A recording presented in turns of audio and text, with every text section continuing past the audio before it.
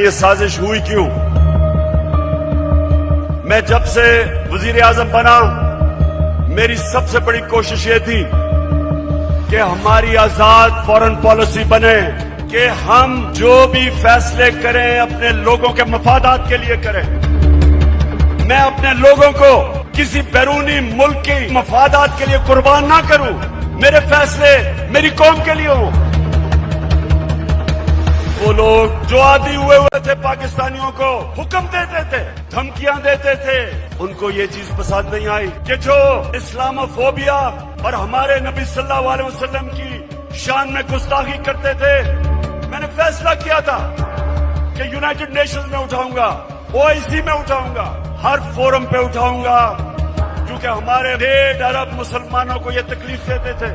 اور تیسری چیز ان کو کیا نہیں پسند آئی کہ میں جتنی بھی فورن پالیسی تھی چائنا میں اس لیے گیا تھا کہ میرے لوگوں کو فائدہ تھا، میری عوام کو فائدہ تھا، میں مہنگائی کم کر سکتا تھا.